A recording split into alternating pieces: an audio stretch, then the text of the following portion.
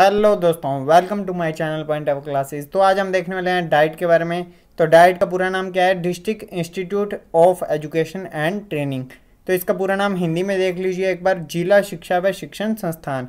इसकी योजना क्या है? राष्ट्रीय शिक्षा नीति 1986 के तहत प्रत्येक जिले स्तर के शिक्षक प्रशिक्षण विद्यालय को डाइट का अंग स्वीकार कर संस्थान की स्थापना करना होता है।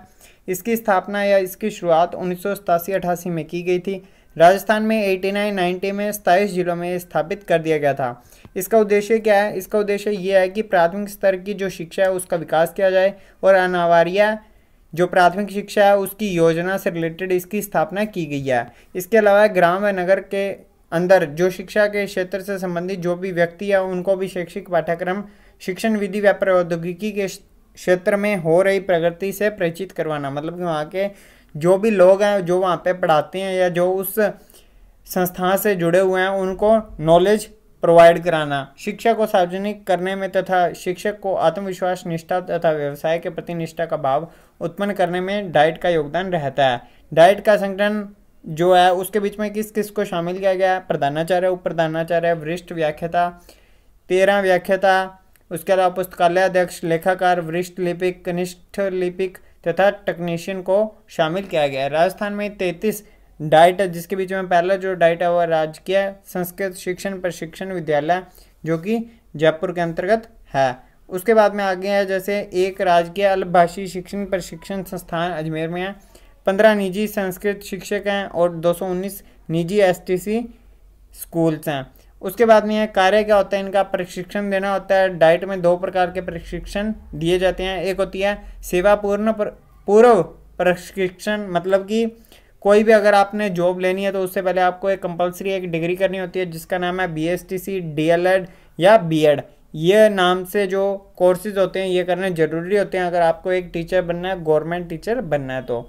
उसके बाद में सेवाकालीन प्रशिक्षण, मतलब कि सेवा जब चल रही है उसके बीच में आपको कुछ प्रशिक्षण दिया जाता है। उसके बीच में अध्यापक, शिक्षा अधिकारी या एचएम ये बनने की प्रशिक्षण दिया जाता है। शिक्षा में नवाचार को बढ़ाना इनका उद्देश्य रहा है। अनुसंधान व विस्तार सेवा का कार्य करना, जिला स्तर पर शैक्षणिक तकनीक का विस्तार करना, शिक्षण अधिगम सामग्री का विकास करना, शिक्षा समस्याओं व नोडल स्कूल को परामर्श व सहायता देना। इसके अलावा भी कुछ कार्य किए जाते हैं। उसके बाद में औपचारिक व अनौपचारिक शिक्षा के बीच की दूरी को घटाकर इनमें एकात्मकता स्थापित करना इनका मुख्य कार्य रहा है। इसके अलावा कई कार्यक्रम आयोजित किए जाते हैं ताकि जो भी टीचर है वहाँ के वो प्रशिक्षित हो सकें, अच्छे ढंग से बच्चों को ज्ञान प्रदान कर सकें। उसके बाद में शिक्षक प्रशिक्षण के अतिरिक्त पूरे जिले के लिए शिक्षा के लक्ष्य को निर्धारित करना, उसके लिए आवश्यक संसाधन जुटाना, जिला स्तर पर शैक्षिक आंकड़ों का एकत्रीकरण करना, विश्लेषण करना, फिर उनका निष्कर्ष करना, पाठ्यक्रम और कार्यानुभव मूल्यांकन करना इसके बीच में शामिल होता है। उसके बाद में एक राजकीय अल्प भाषी शिक्षक प्रशिक्षण संस्थान अजमेर, ये तो हो गया हमारा। उसके बाद में है इसके बीच में है कि उनको ऐसे कार्य देना जिससे कि आवश्यक सुधार किया जा सके। डाइट एक आवासीय संस्था है जहां रहकर अध्यापकगण साहित्यिक, सामाजिक, सांस्कृतिक कार्यक्रमों व व्यायाम व खेलों में भाग लेकर सामूहिक सहयोग तथा स्वस्थ प्रतियोगिता की भावना का विकास कर सकेंगे। डाइट द्वारा विभिन्न विषयों के लिए पाठ्यक्रम की रचना करना तथा मूल्यांकन की पद्धतियों का निर्धारण किया जाता है। डाइट के अंदर कौन कौन से विभाग आते हैं? प्रशासनिक, शाखा प्रभाग, योजना व प्रबंध, पाठ्यक्रम, शिक्षण सामग्री विकास व मूल्यांकन, सेवारत शिक्षण प्रशिक्षण क्षेत्र, सेवा पूर्व शिक्षण प्रशिक्षण, कार्यानुभव, सामुदायिक सेवा कार्यक्रम आयोजित करवाना, जिला संदर्भ इकाई, प्रौढ़ अनौपचारिक शिक्षा पर्यवेक्षकों को प्रशिक्षित करवाना इनका मुख्य कार्य रहता है। तो ये हमारे डाइट के यहाँ तक का कार्य है और अगर आपको इसकी पीडीएफ चाहिए तो आप कमेंट सेक्शन में बता सकते हैं। तो अब हम देखने वाले हैं RTE 2009 right to free and compulsory child education act 2009। तो इसके बीच में बात की गई है प्राथमिक शिक्षा को सभी स्तर की शिक्षा का प्रमुख आधार माना गया।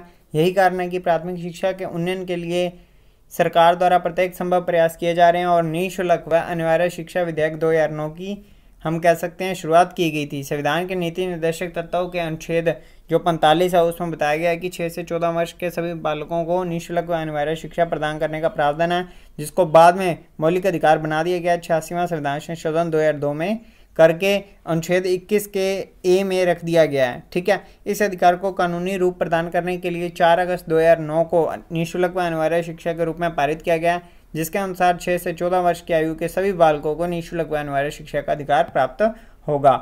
इसके लिए बालकों के अभिभावकों से प्रत्यक्ष या अप्रत्यक्ष शुल्क, विद्यालय शुल्क, पाठ्यपुस्तक शुल्क, मध्य भोजन या परिवहन शुल्क नहीं लिया जाएगा। मतलब कि किसी भी तरह का कोई भी सरकारी स्कूल है वो पैसे नहीं वसूल सकता बच्चों के माँ बाप से या बच्चों से, हम कह सकते हैं। सरकार बालकों को निःशुल्क विद्यालय सुविधा उपलब्ध करवाएगी जब तक कि उसकी प्राथमिक शिक्षा पूर्ण नहीं हो जाती। ऐसा माना जाता है कि 2009 से पहले 6 से 14 वर्ष के आयु वर्ग के जो बच्चे थे वो 80 लाख बालक ही विद्यालय नहीं जाते थे। मतलब कि 80 लाख बालक विद्यालय के अंदर जाते ही नहीं थे। उसके बाद में है, यह अधिनियम सुनिश्चित करता है कि प्रत्येक बालक को गुणवत्तापूर्ण प्राथमिक शिक्षा का अधिकार प्राप्त है। इसे राज्य, परिवार, समुदाय की सहायता से पूर्ण किया जाना है। इस विधेयक के तहत सरकारी विद्यालयों में किसी भी बालक से शुल्क नहीं लिया जाएगा और निजी विद्यालयों में भी निर्बल समुदाय के जो लोग हैं, मतलब कि निर्बल समुदाय जिनके पास ज़्यादा पैसा नहीं है, उनके लिए भी 25% सीटें आरक्षित की गई है। इसका महत्व क्या है? इसका महत्व यह है कि सभी प्राथमिक शिक्षा प्राप्त कर पाएंगे। इससे प्रवेश के समय कोई भी भेदभाव नहीं होगा, चयन प्रक्रिया नहीं होनी चाहिए, सीधा का सीधा चयन किया जाएगा।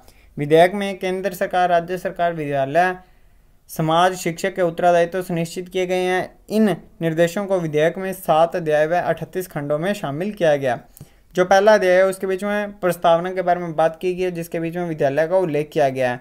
इसका जो खंड सेकंड है पहले के अंदर ही, तो उसके बीच में सरकार द्वारा पोषित व संचालित जो कार्यक्रम है वो बताए गए हैं। दूसरा अध्याय के अंदर विशिष्ट विद्यालय है, जिसके बीच में केंद्रीय और नवोदय विद्यालय आते हैं। अनुदान सरकार से प्राप्त करने वाली निजी विद्यालय, अनुदान न प्राप्त करने वाले विद्यालय, और उसके अलावा अध्याय 2 है जो वो पहला अध्याय था, ठीक है, जिसके बीच में कुछ पॉइंट्स के बारे में बात की गई है।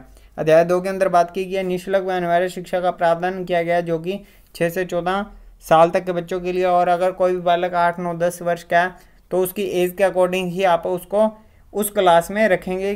ठीक है, ये नहीं है कि 8वीं क्लास 8 साल के बच्चे को आप चक्के पहली क्लास के अंदर बिठा दो, ये चीज़ें नहीं चलेंगी।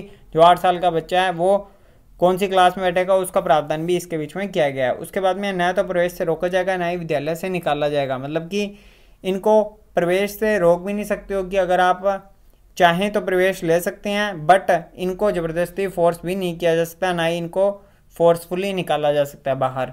अध्याय 3 के बीच में सरकार के उत्तरदायित्व के बारे में बात की गई है। लागू होने पर 3 वर्ष के अंदर अंदर विद्यालय का प्रबंध होना चाहिए। ठीक है, विद्यालय बालकों के निवास स्थान से ज़्यादा दूर नहीं होना चाहिए, हम कह सकते हैं 1 किलोमीटर के बीच में होना चाहिए। प्रावधान के क्रियान्वयन के लिए धन का प्रबंध होना चाहिए। केंद्र सरकार राज्य सरकार को अनुदान द्वारा सहायता प्रदान कर सकता है। केंद्र सरकार राष्ट्रीय पाठ्यचर्या का फ्रेमवर्क तैयार कर सकता है।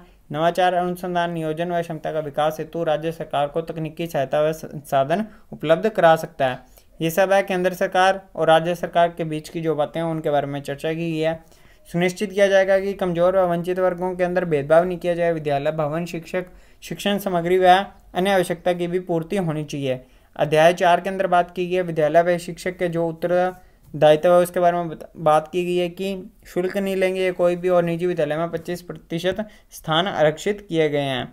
उसके बाद में इसमें चयन प्रक्रिया भी नहीं होनी चाहिए, नहीं तो जुर्माना लगेगा 25,000 का अगर कोई भी सरकारी स्कूल ऐसा करता है। तो प्रवेश में समान अधिकार है कि कोई भी बंदा प्रवेश ले सकता है। इसके अलावा प्रवेश के ऊपर कोई भी चंदा देके लग नहीं सकता, ऐसा काम नहीं होना चाहिए। उसके बाद में शिक्षक का है कि बालक शिक्षा पूरी करेगा, नहीं की तो कारण का पता करेगा और समस्या को दूर करने का प्रयास करेगा। टाइम पर स्कूल लगना चाहिए, टाइम पर सिलेबस कंप्लीट होना चाहिए, और उनके साथ पेरेंट्स मीटिंग भी होनी चाहिए बच्चों के माता पिता के साथ। अध्याय 5 के बारे में बात करते हैं तो अध्याय 5 में प्रारंभिक शिक्षा का पाठ्यक्रम है, जिसके बीच में एक शैक्षिक अधिकारी नियुक्त किया जाएगा। पाठ्यक्रम का वही मूल्यांकन करेगा, और मूल्यांकन संविधान के मूल्यों के अनुरूप नहीं बल्कि शारीरिक व मानसिक योग्यता का विकास होगा। इसके बीच में ही मूल्यांकन जो है वो शारीरिक व मानसिक योग्यता के ऊपर डिपेंड करेगा। बाल केंद्रित गतिविधियां होनी चाहिए जिससे कि बच्चे जल्दी से जल्दी कुछ ना कुछ सीख सकें। मातृभाषा में शिक्षा होनी चाहिए ताकि बच्चे के अंदर कोई भी डर हो तो वो दूर हो सके। दैनिक जीवन में शिक्षा व व्यवहारिक जीवन की सफलताएं होंगी। ज्ञान की समझ व व्यवहार में लाने की योग्यता का भी मूल्यांकन होगा। उसके बाद में देख लेते हैं हम अगला जो अध्याय है वो है अध्याय 6, बाल संरक्षण का अधिकार। तो बाल अधिकार का उल्लेख है इसके बीच में। बाल अधिकार संरक्षण अधिनियम 2005 में गठित किया गया। राष्ट्रीय व राज्य बाल संरक्षण आयोग निर्धारित कार्य के अलावा प्रदत्त अधिकारों की समीक्षा तथा प्रभावी ढंग से क्रियान्वयन करने के लिए परामर्श भी करेगी। शिकायत लिखित रूप में होगा, संबंधित क्षेत्र अधिकारी को दे सकते हैं, मामले का निपटारा किया जा सकता है। राष्ट्रीय सलाहकार परिषद है जिसका गठन केंद्र सरकार द्वारा किया जाएगा और इनका जो कार्य है वो है अधिकार के प्रावधानों को प्रभावी ढंग से लागू करना है। अधिकारियों के ऊपर जो भी अधिकार लागू किए गए हैं या कोई भी अगर काम सही ढंग से नहीं कर रहा तो उनके कार्यों को सुचारू ढंग से चलाने के लिए यह परामर्श दे सकती है। अध्याय 7 के बीच में बात की गई है नियम बनाना, तो इसके बीच में विशेष नियम आएंगे। विद्यालय में प्रवेश पे कोई भी रोक नहीं कर सकता, ना ही विद्यालय से उसे निकाला जा सकता है, ना ही भेदभाव किया जा सकता है। प्रावधानों के क्रियान्वयन के लिए सरकार नियम बना सकती है। केंद्र सरकार भी बना सकती है नियम, राज्य सरकार भी और स्थानीय स्वशासन भी नियम बना सकती है। आई होप आपको वीडियो पसंद आई हो तो प्लीज़ वीडियो को लाइक करें। Thank you.